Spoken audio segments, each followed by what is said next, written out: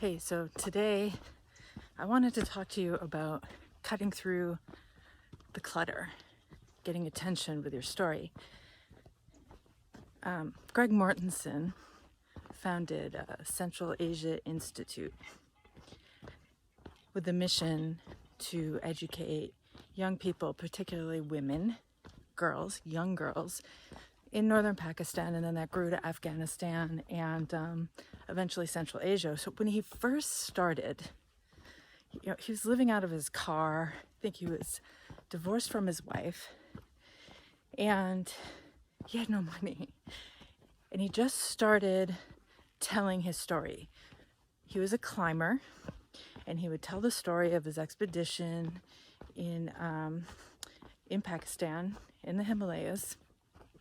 He would tell the stories of the girls and the young women that he would meet in the villages there, and why he wanted to start schools there and why it was so important. And what he did was he did these presentations as slideshows at stores like REI and sporting good events around the country. So he arrived at this one store that he was scheduled to present at in Minnesota. And the chairs were all lined up, and the projector and the slideshow in the room, everything was set up. And he went through and put his materials on each seat in the room. And as it was the scheduled time arrived, one person walked into the room, an employee, and sat down. And the time arrived for him to start. He waited a minute or two. No one else came. And so he started his talk for one. While he was talking, one other person walked in, sat down in the back row.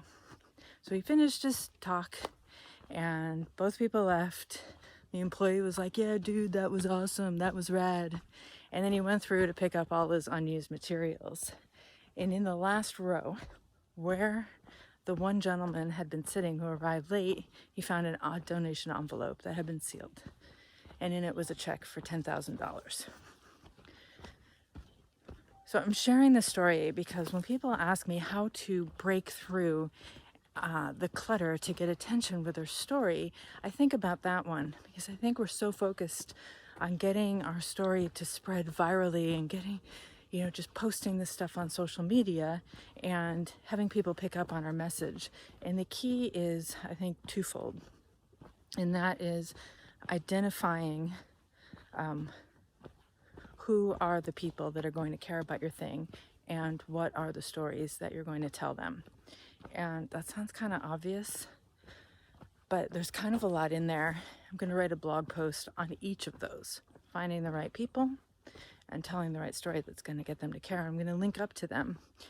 But I think my point here is to try not to get discouraged if you're not getting a lot of traction, say on social media, on a blog, or whatever you're doing, but to really just figure out, okay, break down the objectives. What are we trying to achieve first?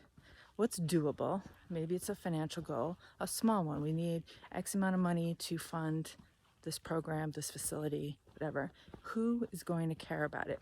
Can we go create an event? Can we go attend an event? Can we find a company that has a CSR department? Who are the people, the key people, handful of people? It doesn't need to be hundreds. It doesn't need to be thousands. We're going to be this, care about it. And what is the message that is going to get them to care enough to take the action that we hope they'll take?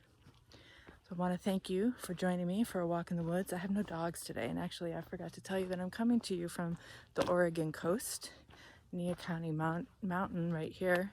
And I have no dogs, just a husband. See you next time. P.S. How could I forget to tell you? I have a book coming out, From So What to So Funded, How Nonprofits Use Effective Storytelling to Create Impact and Change the World. If it's going to unpack all of this stuff. So if you're interested in learning when that comes out, it comes out on November 10th.